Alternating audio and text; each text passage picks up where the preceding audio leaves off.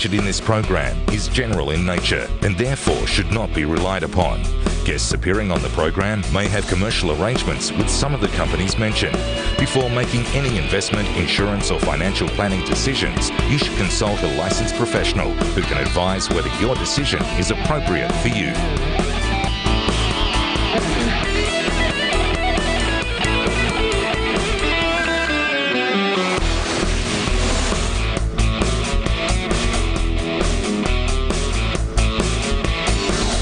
Welcome to Your Money, Your Call. It's Friday night edition of Bonds versus Equities. I'm Mark Todd from FIIG Securities, and if you have any questions about the bond market or equities, please pick up the phone and call us on 1300 30 34 35, and you can email us, and the email is yourmoney@skynews.com.au.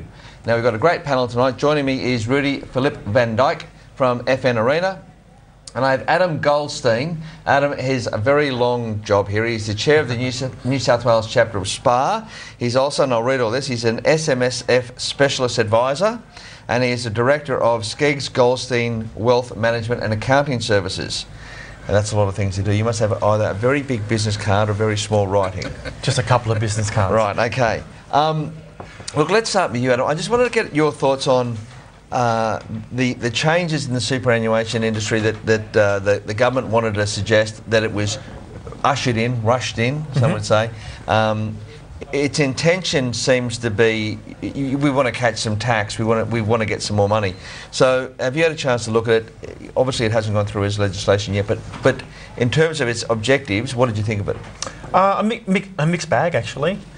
We need to be mindful of the fact that they are still just proposals at this stage, and there's only a winter sitting before the next election, so unlikely that anything would be tabled before the election comes around in September. That being said, there were some really, really good things in there, and some not so good things as well. Basically, the proposal covers 7 different measures. The first probably being the most spoken about, which is the removal of the exemption for tax on pension assets for pensioners where they earn more than $100,000 of assessable income. Pretty straightforward. Anything income over $100,000 taxed at a flat 15%. So 101 is 15 cents? On the one. Yep, on the one. 102. And it was on $2 million of assets and they were earning 5%. Yeah, I've got some bonds for them that can go at 5.5%. I mean, I think it's interesting where the government's expectations on what their returns would be versus what I guess and we'll talk about this in a minute, about what their expectations were on $2 million of investable money. But what were the 3 things you liked, and what were the 3 that you thought, oh, that's a disaster? What I like the most was obviously the superannuation council that they proposed. The Custodians. Insofar as I think one of the biggest flaws in the super industry at this particular point in time is the uncertainty around superannuation and changing legislation. Yep.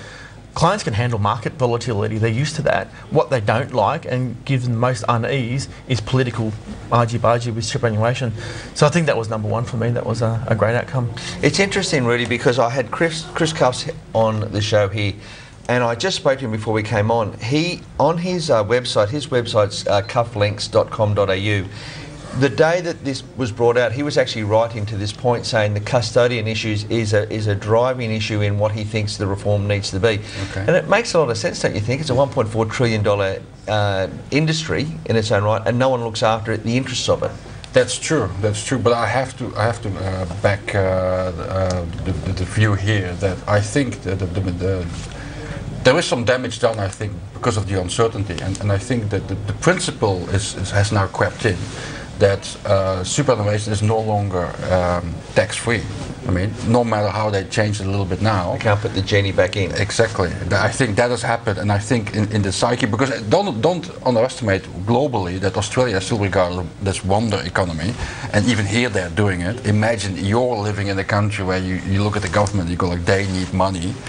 And they might have a bigger grab in the till. So I think there's some damage done on that perspective, no matter regardless of the positive things that have been done, and also because of, as it goes in politics, in ahead of the real announcement, there were really wild speculations about what was coming. It was extraordinary. And I mean, I know there was like almost like. But that's a problem of this government, and I don't want to talk about the specific governments, but the opposition have done such a good job of every time they come out and say we're going to drink a glass of water. Oh my.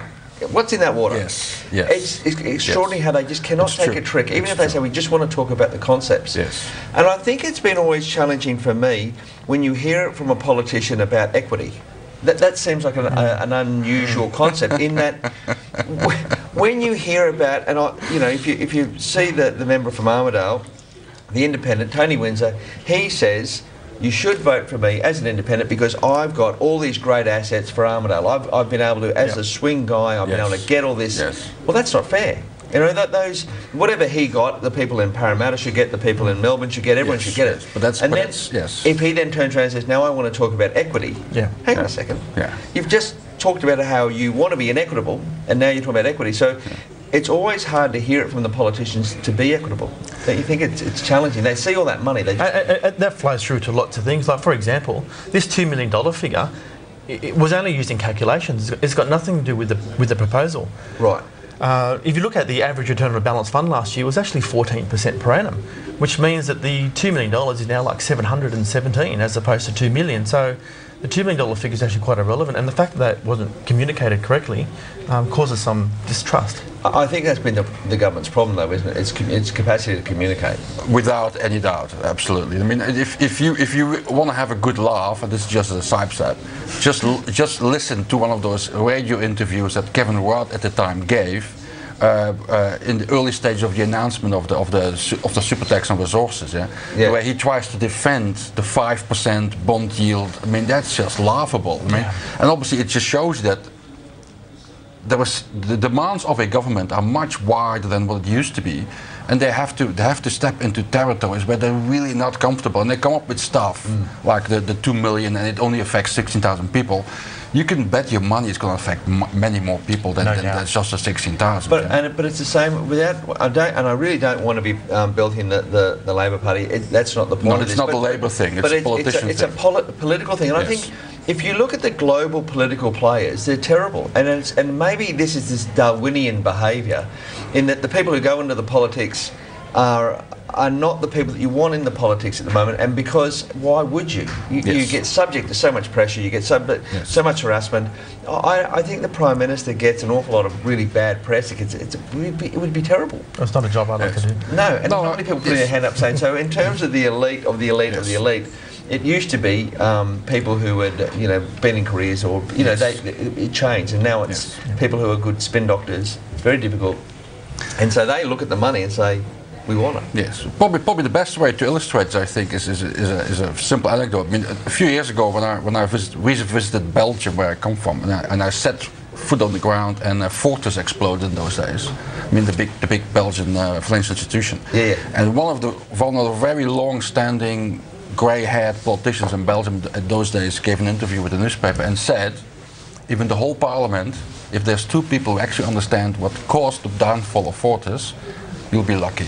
And that illustrates the big gap between what's happening in economies these days and who's leading who's in Parliament basically, and who's leading the governments. Well, and I would also offer the thought that was the same with Moody's and all the ratings agencies, and we all know that everyone bought assets that were AAA rated, and we have councils suing Lehman's, and we have all that sort of experience. And although I'm not so sure in the US, because they have a long reputation of recycling ex-Goldman Sachs people in the Treasury and stuff like that. So there must be more insights they have there than you would have in Greece or Italy or just Belgium. Governments are better politicians, but they're better spin doctors, and they've done a better job of explaining themselves as being really good at it. I think when I was talking to Chris about the custodian issue, one of the things that he said, which I thought was really important, was the independence. Yes. In that if were part of this 10-person panel, you couldn't actually have a job in the industry. You couldn't be, involved with the industry from a planner or from whatever role. And I think, I really like the idea of that $1.4 trillion, having somebody saying, I want to write white papers on it, I want to come up with policy, I want to come up with structure, because he made the point when he was here, there's no one doing this. No. There is no one, and it's hard to believe when you think there's so many lobby groups everywhere. Yes. I mean, the four majors have their own lobby groups that would cover all of it. Yes. Yeah. You know, it's a quite interesting premise. And also because it will only become more and more important. The whole sector in itself will only become more and more important in let's say, the decades ahead. Because of the natural growth of the place. Yes. It's just the compound interest, isn't it? Yeah. What did you think of the coalition's response to it? What were your thoughts, Rudy, in terms of, did they come up and give you some confidence that the Custodian was a good idea and they'd go for it? Well, not so sure about that one. The one thing I picked up from the coalition was something completely different, but related as well. I think their proposal to issue longer dated bonds via the government and then basically allow a broader in-depth credit market in Australia with annuities and stuff like that. I think that was a very good proposal If Hockey does that, he should be knighted. I know. I mean, that is, when you consider that Costello wanted to sell Telstra and pay off all debt, but if Hockey does that, there'll be parts of the coalition that would say this is terrible because it's this four-letter word they don't like. But the truth of the matter, it's the greatest idea I think he's ever had. And I'm not even sure it's his idea, but anyway. It's the greatest idea he's articulated. But if he was able to do that, to have 30, 40, to run that curve out longer, that would revolutionise the economy. And the thing is, you know, my initial response when I read it in the newspaper, I had this vision about Gillard and the whole surrounding, sitting together in a room and looking at each other and go like, why didn't anyone here think about that? Yeah. And the reason why it's such a good idea is because the capacity for economic activity, so West Farmers, Coles, all these sorts of organisations can start to borrow longer. And what happens is that if a government can borrow money for 30 years, the corporate borrows relative to the government. Yes. So if the government borrows 30-year money at 3%, for example, Woolworths can borrow money at 4%. And what that does is they can have forward planning. They know they've got money. And for the viewers at home, for those who've got mortgages, what that means is you can have a 30-year mortgage. Yes. And that is crucially important to trying to make your own plans. In the United States, the 30-year mortgage is about 3%. And tax deductible. And tax deductible, but that's a different ballpark, and it's only to a certain amount. Look at the planner. The accountant planner came back, and it's always about the tax. Makes a difference. But it makes an enormous difference in that you can also say at 3% with a job that I've had for a while, I can make some comfort, I can make some plans, and you can look at that number and say, well, regardless of what happens, I can pay that off. It all comes back to certainty at the end of the day. Absolutely. That's what everyone's trying to find, is certainty in their planning and their futures, and get that certainty from governments and institutions as well. Yeah, and I don't think we want to always mirror the United States. I think we can have our own evolution, but I do think we want to take some of the better parts of certain financial systems and say, well, that makes a lot of sense. Why aren't we doing that? Well, Europe has much more annuities in general than when I came over 13 years ago. I mean, there was nothing here in terms of annuities. That's more legacy, though, isn't it?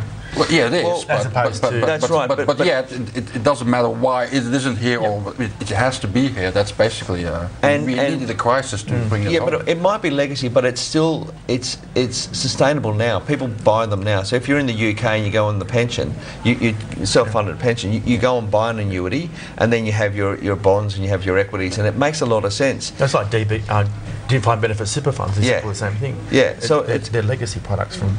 But it's also hard to find the right investment to give you that. I mean, there's very few annuity providers. Clearly there's Challenger. Yes. No, there is, yes. Yeah, and clearly there's Challenger. And you can buy some annuity bonds. You can buy some Proco bonds. You can buy the Australian University gives you an annuity. You can buy their bond. And so it pays out over, I think it's a 35, 2035. It's a hard thing for people to come to grips with. So if annuities become much more comfortable in your investment thesis, then you could say, rather than always go to the term deposit rolling 90 days, let's pick up an annuity that can pay out 6% over a period of time, or 5.5%. And that becomes part of your term deposit piece. So you say, I've got long-term funding. They do scare Australians, though. Annuities and these types of products, they do scare Australians. Why do they scare them? I think they're concerned about the estate planning aspects, the loss of capital, the lock-in of the earnings. I'm not saying they're bad, but they do scare Australians. And I think it's because they haven't been around long enough in Australia. Yeah. I mean, I think if you're getting the Australian National University paying you a coupon, there's a they're pretty bulletproof. I mean, they're pretty good. Look, we'll talk more about bulletproofs after the break. We'll talk back to you soon after that break.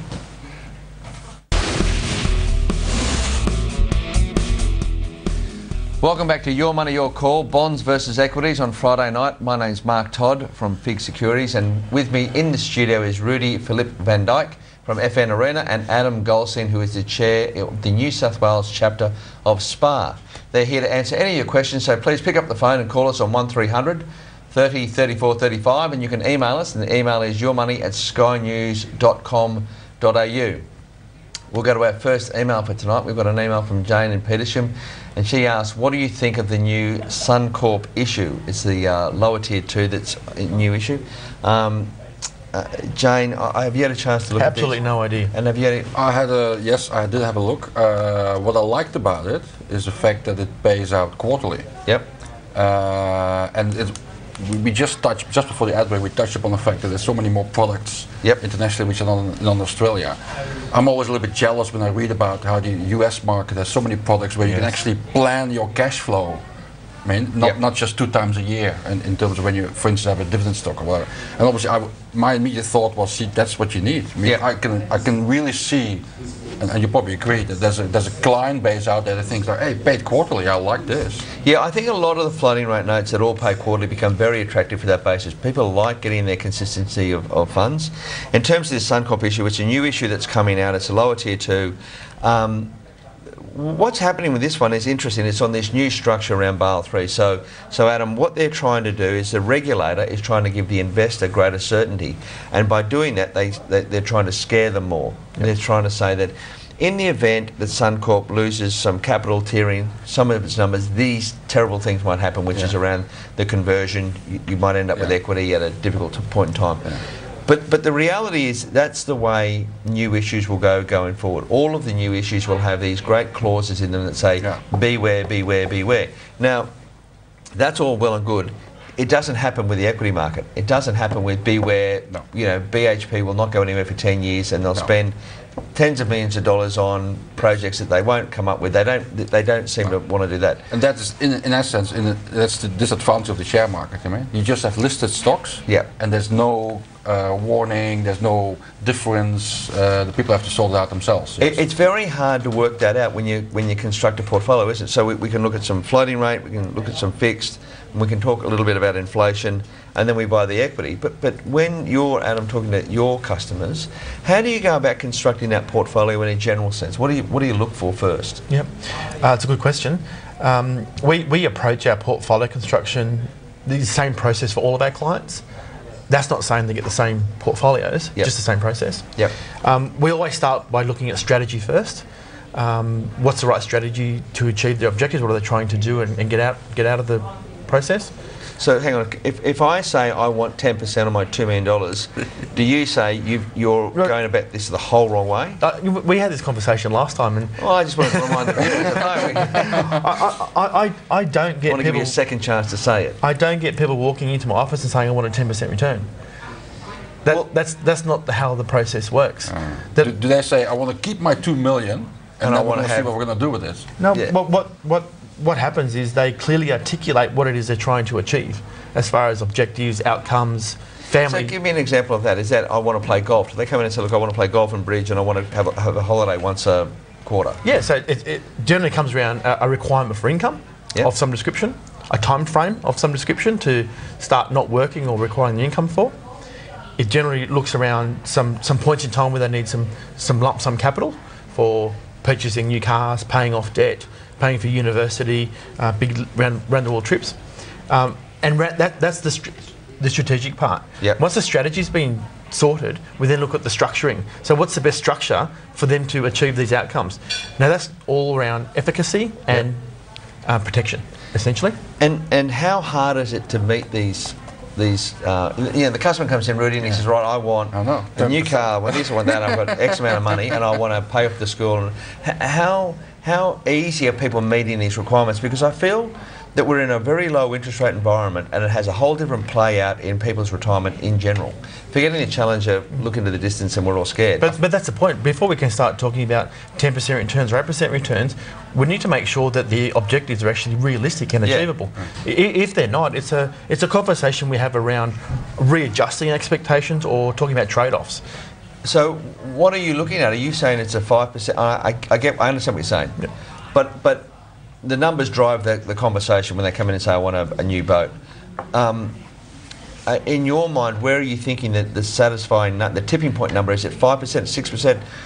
In terms of you've got to keep working because you will never be able to produce more than 6%. Is that could be an outcome? Absolutely. But in your head, what are you thinking in this environment? Is it 6? Is it 5? Is it 8? No, it's horses for courses. I did a plan last week for a new client who wanted an outcome to retire in 5 years' time. Yep. And after doing our numbers and what they were going to do ordinarily with contributions and the like, we worked out they needed a 4% return. Right. 4% return? 1.5% real, 2% real. Okay. Really? That's including... I was about to ask, that's on top of inflation. No, so that's including CPI. Yeah. So I'm a stern believer that if someone doesn't need to take more risk than is necessary, why would you? Oh, yeah, why would you? So the conversation comes back around to risk. What does it mean? What are the outcomes? What are the implications? Yep. Now we have a caller from our first caller for tonight is Des from Victoria. Hello, Des. How can we help you? Oh, hello. There, just a pretty simple question, Mike.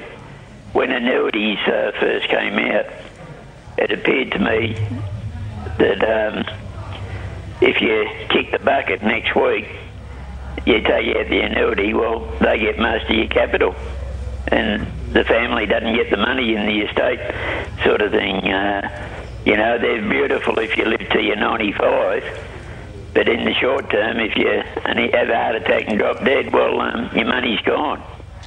Have they changed? That's what I want to know. Do you want to answer the question? Yeah, easy question to answer. Thank you, Des. It's a great question, by the way. It's a very good question. Annuities can be constructed to do essentially whatever you want them to do. Yep. So if you want a higher level of income, there are trade-offs, and some of the trade-offs may be that you will lose your capital on your death. Yep. If that's a too big a risk for you to take, you can put in place certain levels of security. For example, if you die within the first 10 years, there could be a guarantee that your income will continue to the end of the 10-year period, or a lump sum can be paid out. I know Challenger brought a new annuity out just recently, which gives a repayment of capital up to a life expectancy date. Predetermined. Predetermined. So you say that's what life insurance. I'm going to go to 70, and yep. That's what they have in the US. They have a lot of that stuff. Europe as well. It's a typical insurance product in Europe. Where it's insurance in reverse. Exactly. Yeah. Yes. Des, the other thing you can look at is some of those bonds that I mentioned. If you buy some bonds that have annuity structures in it, so at the end of the bond's maturity, you don't have any money. You've had all the money paid back to you. Those bonds stay in existence regardless of your life expectancy. So if you move to a sunnier place, the family gets the money. Right, let's talk about inflation. Yes, Rudy, inflation. give me your thoughts on this, because, actually, no, I just want to understand before we flick to Rudy on this. Do we talk about inflation in this portfolio construction? Inflation. This probably leads into your next question anyway. It is so. Yes. Clients don't walk into my office and say, "I'm worried about inflation." That's not what they say to me. But what they do say to me is things like, "Will I have enough money?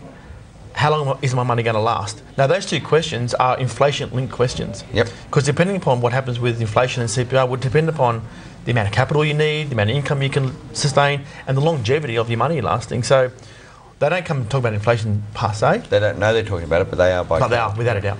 Let's talk inflation.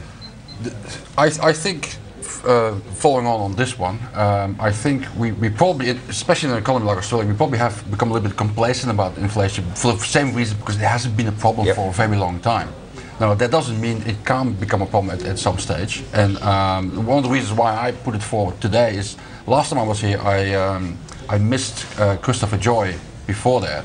But apparently he said in this program that the only real protection against inflation is inflation-protected bonds. Yeah. And I take a little bit issue with that, because I think that's a little bit too narrow to take that. I mean, you could argue that if obviously on a day-to-day basis he's correct, yeah. But there's many more ways and assets out there that if you take a little bit of a longer view, not necessarily a day-to-day, but let's say at least 3 years, you could nominate property, equities, and gold. Yeah? And history shows exactly that. Yeah? But I do think we have to distinguish two different types of inflation.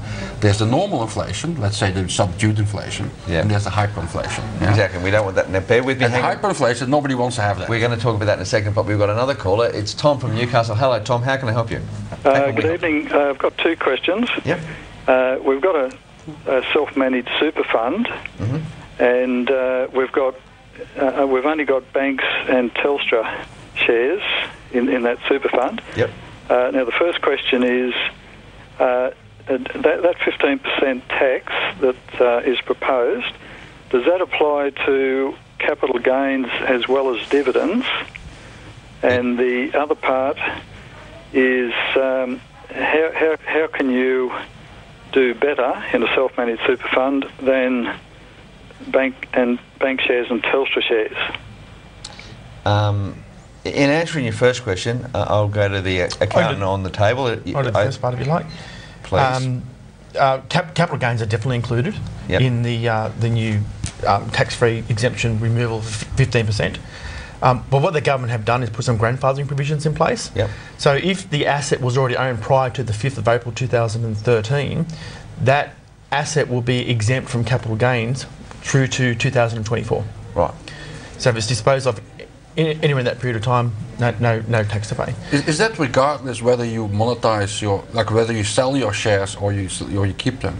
No, we're talking about realised capital gains. Okay, that's okay. Yeah, so as long as you don't sell, there's no problem at all.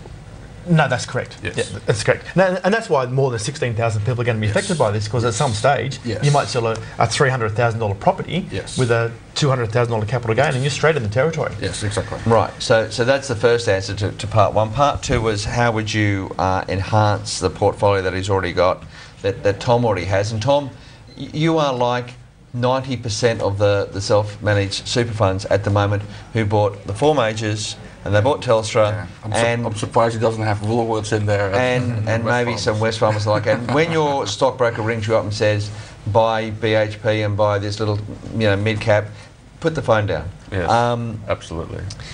In terms of how you'd enhance it, the issue that I see is that you've had an enormous rally in all those assets, and you've moved from, we spoke about this last week, you've moved from essentially a term deposit into a dividend paying like performer.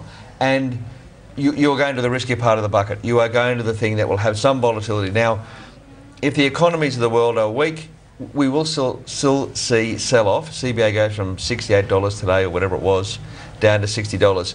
The thing that I always ask customers to think about is buying some inflation bonds. I just think they're the best thing at the moment.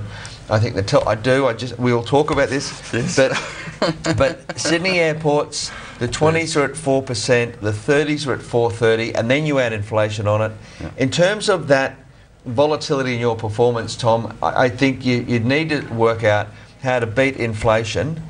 That's your next step. If you've got all those assets that are producing good returns. Can I offer, in addition to that? One other thing I'd ask you to consider is just some floating rate notes. If you buy some floating rate notes that are in the 3.5%, 4%, in the event that the economies start to really move forward, you'll be able to take some advantage of the higher cash rates. And that's the only thing that I'd look at, but I certainly would say hang up on that broker right now, because they are very keen to move you into the next asset class. They'll move into BHP. They need to get you into BHP right now, because that's where they're going to make their commission.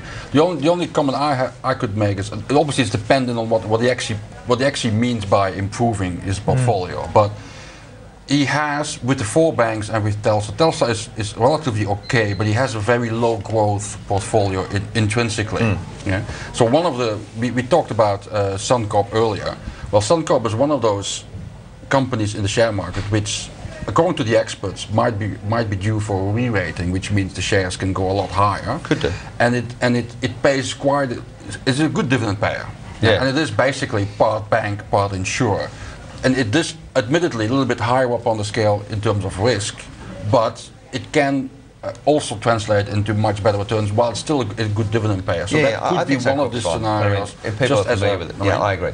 Now, we're about to go to a break, but before we go to a break, we're going to start with a new segment of our show. We're going to call it Speaker's Corner. Previously, we had that 30-second where interest rates are, but now we've decided to move into Speaker's Corner. And Speaker's Corner will be, we'll start with Adam, and he'll tell us what he thinks the most relevant. So the old-fashioned Speaker's Corner for 30 seconds, and if we can start that now. I'm hoping that we're going to get the Speaker's Corner. Ready, set, go. It's not about what's important to me, it's what about's important to clients. At today's environment, my advice is always be clear on what you're trying to achieve, write down your objectives, make sure they're realisable, achievable, obtainable, quantifiable, collaborate with your spouse and your family because your ideas of what's important are different to someone else's, seek advice, have some accountability, and if you need to, make sure you keep your strategy on track. Sounds very sensible. It's a good start for the Speaker's Corner. We're off to an ad.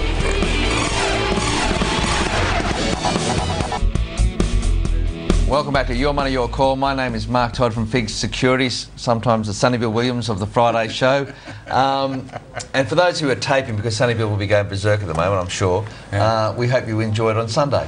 The panel tonight, we have Rudy Philip Van Dyke from FN Arena, and we have Adam Goldstein, who is chair of the New South Wales chapter of SPA. And a lot more. Yes, and a lot more. He's been doing some great work on the accounting and planning side. So if you have any questions for us, please pick up the telephone and call us on 1300 30 34 35, and you can email us at the email yourmoney@skynews.com.au. Rudy, can I start with you? I just wanted to get the idea on the bond bubble, what your thoughts are on it, and what your thoughts are on government bonds. So a little bit of what is the bond bubble, and then government bonds. Well, I think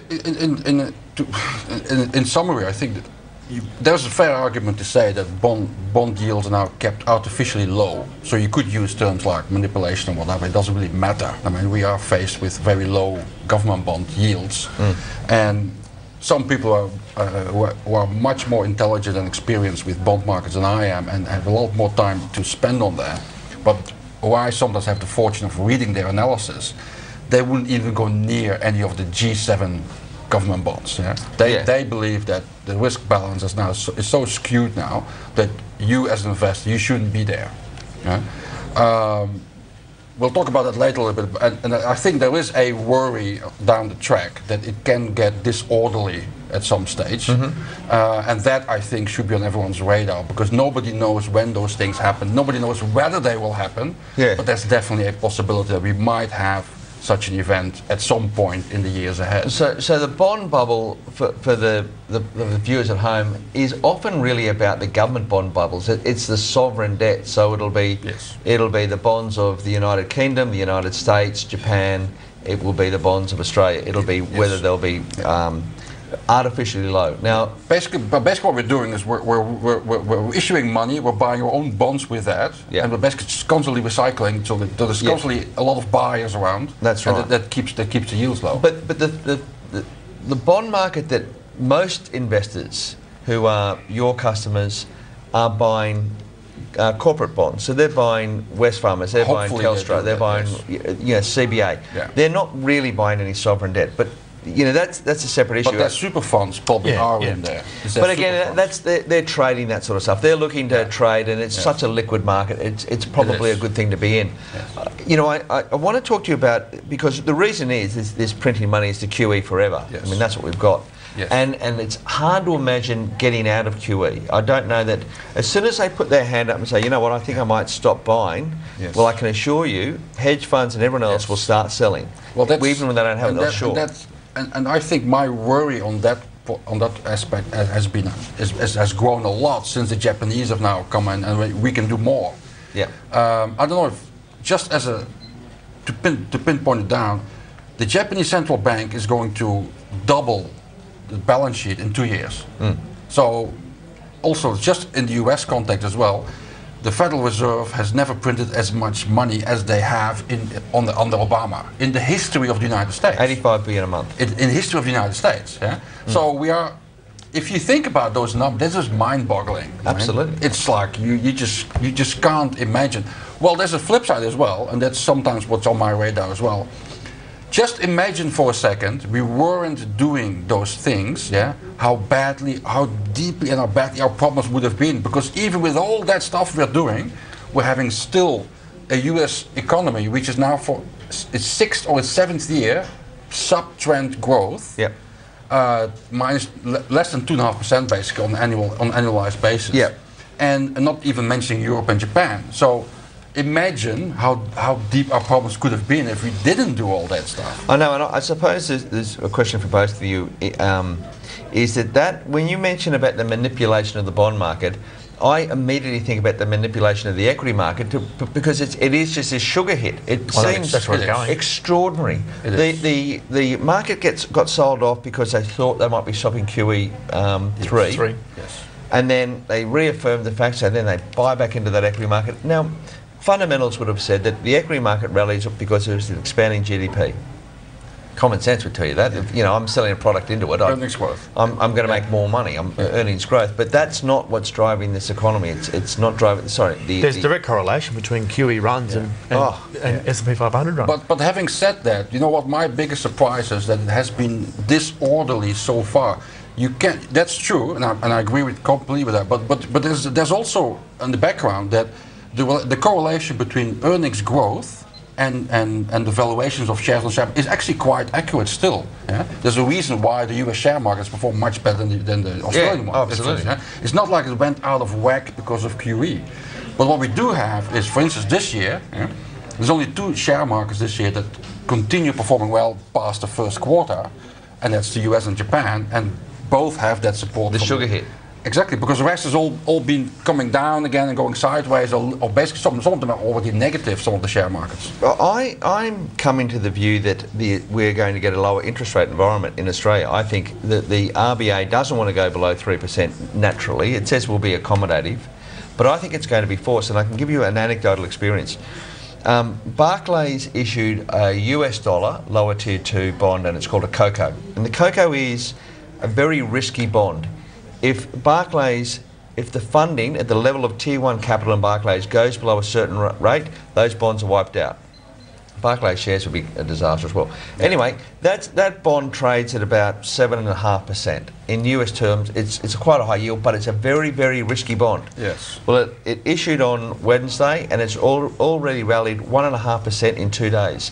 And the people that are buying that are the Asian people looking for, as a consequence of the QE forever, they've got to get return. And so they're taking all this greater risk. Now, what will happen is crowding out. Mispricing of risk again. Mispricing risk. Yes. And it's a crowding out experience. So what will happen is that they'll be buying those things, and so the person that sold that will say, well, I better buy something. So he'll buy Australian government debt. Yeah. And you'll see that crowding out effect come back into the Aussie market. Yes. Australian bonds will rally. Australian fixed assets will go better. So if you are in a good corporate, and there are really good infrastructure trades. Yes. If you're in those really good corporates, you'll reap some pretty good returns, I think, over the medium term. I think we're going to have years of low interest rates. We just haven't quite got there in our mind. And I do think that is, last time I was on, I mentioned that as well. I do think that is the problem of all that QE. You get a mispricing of risk, which in the first place caused the problems as well. And we're curing the problems again. Putting that in the market again, and we just go through the same cycle, aren't we? Is that what you're telling your customers? What's the thoughts on it? Do they talk about QE? Not directly. It's part of conversation, but the money's only gone as far as assets, though. It hasn't really flown down into economies as yet. Banks aren't lending any money freely to small businesses, for example. So what they see happening with free money going around the world is just asset price inflation, and that's obviously keeping our market high and keeping. I think it's very hard for small business at the moment. I think it's very hard to go and get any money. We've just issued. We did Mackay Sugar. It was a bond we did. It was a $50 million issue at 7.25. It's really hard to get money from banks unless you're a really good, solid corporate, which Mackay was. But Mackay was saying the performance of the banks makes it hard to want to just take that money. You need to spread that risk because the banks are, they're a little bit. They need Ritalin. They're a little bit bipolar, don't you think? 1 minute the corporate is in strong position, and all of a sudden then credit comes through and says, well, you can't have that money, or not at that rate. Yeah. Well, the definition of a bank. They gave you an umbrella when the sun shines, and they want it back when it rains. That's right. That's the tragedy with the banks, and they blame other things. It's the Basel III, and the Basel III is hard. It makes it very hard for the banks to lend. If you're a property developer and you come up with a really good property and say, look, let's just do this, they will be very unlikely to want to lend to it at the rate that you need to make it sustain. I know the banks want to lend money out because our clients are getting phone calls every day of the week. Yeah. but they're just not getting the criteria to get the money lent. And is it because they can't meet the new criteria in terms of the home ownership? It was, put 10% down and we'll lend you the balance. Well, yeah, not even just buying property, just for money for your business, like overdrafts, access to cash flow, credit. Just not happening. Yeah, unless you got really good residential property security, because LVRs have come down on commercial, which makes it difficult to lend against that. Yeah. People are getting crunched. Yeah, and I think the people that are taking advantage of that mid-cap property market are the high net worth individuals. They're moving into that market because they can then gear their own personal assets. Yeah. And those gearing on those assets are really quite cheap. You see some of these commercial loans are really under 6%, 5.5%, under 5%.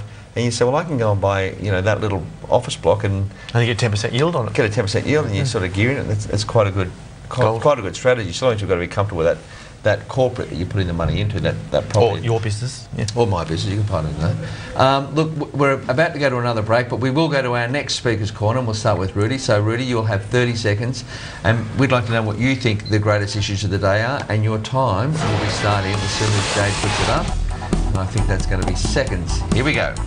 I'm already started. What's this one? Yes, you're right. I'm more on the esoteric side of things. I think there is a loss of confidence in the system as a whole, and that should be on every investor's horizon, because the outcome of this loss of confidence is very uncertain, and you never know what's going to happen in the years ahead. One of the reasons why I think investors should be more conscious and should be more conservative in whatever they do with their portfolios anyway.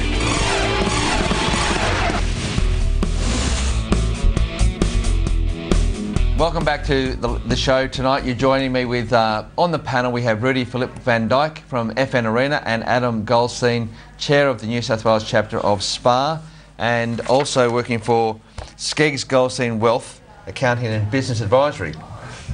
Now, we've got an email we'd like to go to. We've got another one, and it's from James from Coogee, and he asked the question, does QE go forever? And is that why the property markets are rising? And who do you think are the buyers in the property market? I guess James is in Coogee wondering if he can buy another place, or who else is buying all the places. What do you think about the property market at the moment in terms of that investor base? Are you seeing a lot of your clients saying these are great opportunities to buy? Yeah. Are they negatively gearing, self-managed super funds? Is that what they're looking to do? Or? Yeah, the gearing into SMSF is obviously one of the flavours of the month at the moment. I must admit, though, we don't do a lot of it. Largely because it scares me a little. Yep. Insofar as there could be changes down the track which make that not quite what it should have been. Right. All of our clients have property, no doubt about it. It's Australia's love affair. Yep. I'll talk to you about that love affair in a minute. I don't know who's buying them though. Yeah. The only thing I would like to add that I think is not highlighted enough in Australia. I think I suspect there's a direct correlation between immigration in Australia and property market.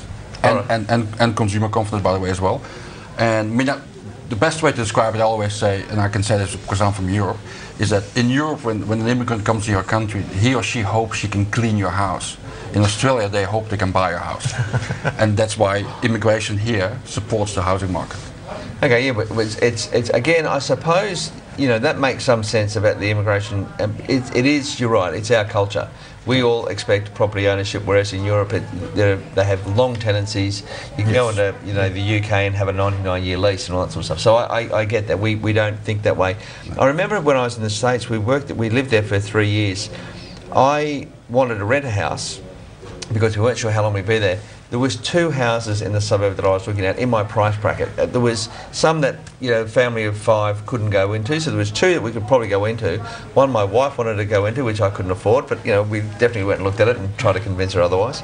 But it's hard to imagine, they're like us. They believe in they've got a tax system that supports it, and so we're both similar cultures that agree, but I think the great love affair is with the equity market. I think. Yes, absolutely. Why do you? It's only new though. Define new. Well, you're a planner. You're thinking 30, 40 years. If you go back 20 years, 20 years. Okay, I'm going back. Go back to the 80s. 30 years. 30 years. It would be difficult to find lots of people that own equities directly. Very hard to find. That's the numbers of today, and it's only really the introduction of superannuation that created the industry. Absolutely, but got people interested in their own investments as well, and got engagement, and took ownership and responsibility prior to that, it was just property and term deposits. But I would offer the thought that the self-managed, the growth in the self-managed super funds only been since the GFC, or to some extent, there's been more of it, but it's really taken off. In that sense, yes. And I'm not talking SMSF. I mean super in general. Yeah, he's talking. Yeah. No, but I'm saying there wasn't the engagement that you're talking about that we have now. In the 90s, not that I can remember because I'm much younger. In the 90s, there wasn't. It would go to a fund. True. And it would go to. Yeah, but also what has colored the views of too many people also is the 90s was the great big bull market. Yeah. Yeah. So if that's your experience with equities, you will put a lot of it. You love it. I mean, you love it. I think that the GFC has brought home the message that that's not a feast that goes on forever, and equities are actually risky and much more diverse than you would think during a bull market. And I think that has been the shock, plus the fact obviously that most fund managers are just following the index and not on absolute return, and that's why you see that steering away from the fund industry basically. The other big driver has obviously been the demutualisation and the privatisation of well-known brands in Australia, Commonwealth Bank, Qantas, Telstra, AMP, and the like. And besides, I feel they've all made a lot of money. Exactly, they've had fantastic experiences. Yeah. Like, wouldn't you like to put the house on Commonwealth Bank at $5 when it first listed? That's right. You'd be very, very happy with yourself. And I think the interesting thing is that maybe the markets have learnt to appreciate that it was they should buy the full majors, they buy Telstra. So maybe to some extent the market or the investors in the market have learnt that, hang on, this is a harder thing than it needs to be, so let's buy some safer assets, and that's what they see as safer assets. I think you're right, because one of the disappointments I think for most investors has been, because let's face it, we're still in a commodity super cycle, yeah? But commodity stocks have done nothing basically. If you're a buy and hold investor, then commodities have basically done nothing and cost a lot of people a lot of money over the past 7 years. Yeah. And in the years preceding to that, they would make it 30-40% a year, those stocks, and that's obviously I think the big disappointment, and that's why those stocks now are the ones that everyone is buying its money in. It's all Woolworths, Wesfarmers, the four banks, Telstra, because they look over their shoulder, and those stocks have actually performed not that badly. Yeah, that's right. I mean, even in the depth, over the years, those stocks have rewarded their shareholders with, at the very least, not a loss of capital. Well, I often think that the thing with the four majors has been that they understand what they've got involved with. They understand that their dividend policy has got them to where they are now. CBA is $108 billion, $110 billion. You get some sense of Bank of Queensland is $3 billion. I think that's probably. You understand that the absolute size differences. So Bank of Queensland goes and buys Virgin Money, and somebody at work asked me why. Because they have to. At this point in time, they need to get bigger because the size difference is so massive. So when you think about that size difference and you look at those numbers for both Telstra, CBA, these are the Warren Buffett moats that they talk about. These are the things that are very easy to understand as a product. Everyone knows in Australia what CBA is. Everyone knows what Telstra is. So it makes a lot of sense. You don't have to overthink that sort of stuff. This is Australians' natural distrust. They only like things they understand. Yeah. Whether it be property or the name brands they can buy on the stock exchange. And they don't trust much other outside of that. No, and so it must make it hard for people who are new issuers to come into the market, both equities, and say, look, this is my story. I think it's very hard in this point in time, my sense of it is that new issue market is just pretty much dried up. Oh, in this market, absolutely. Now it is, but it used to be that Australians just used the share markets as a tax lottery, right? It was like, I'll pick this one, I'll pick that one, and hopefully it'll run. It'll rally. Yeah. We've got another caller. We have Gerard from Melbourne. Hello, Gerard. Hi there. Look, a quick query. I was settling down to have a bit of lunch today and I saw a heading in The Age in the financial section, banks dangerous. Europe needs to recapitalise, restructure or shut down banks as part of a clean-up of the industry. International Monetary Fund Managing Director Christine Lagarde says. She warned that the threat from the world's biggest lenders was more dangerous than ever. Now, I've never regarded this woman as being a ratbag. Would you like to comment on this, please? This is actually quite highly regarded. I don't think of her as a ratbag, but they're good questions, and you'd have to sort of go to the point. In what context was she being asked that question? I think the easiest way to answer, if I may, Mark, sure. banking in itself is a very flawed business. Yeah? Like you get $10, you lend, you give away 9 and you keep 1. I mean, that's just hoping that nobody else gets money back, in essence. Yeah? In most countries, Europe, especially in Europe, a lot of those banks are really on. I mean, and that's what she's talking about. A lot of people underestimate, and if you analyze the banking sector in Australia, is that the banking sector in Australia is basically 4 banks who divide the market between themselves, and that's a really cozy monopoly.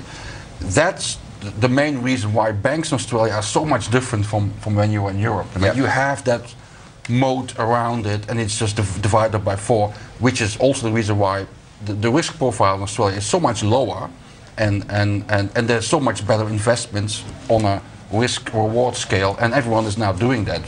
So while the question is correct, but it relates more to if you're a bank in France or in Belgium, and they can trip over tomorrow, by the way, or in Cyprus, and in Australia there's basically, I mean, you would have to go, it would be Armageddon in max to have that max happening. and max. Yes. Look, that's all we have time for. I think it's been a great show, so thank you very much. I'd like to thank Rudy, Adam, thank you very much for coming on Friday night. I know you wanted to watch the football, but you've done that. To all our viewers, thank you for your emails and your phone calls, and until next Friday, have a nice weekend. I'm Mark Todd from FIIG Securities. All the very best. The information featured in this program is general in nature and therefore should not be relied upon. Guests appearing on the program may have commercial arrangements with some of the companies mentioned. Before making any investment, insurance or financial planning decisions, you should consult a licensed professional who can advise whether your decision is appropriate for you.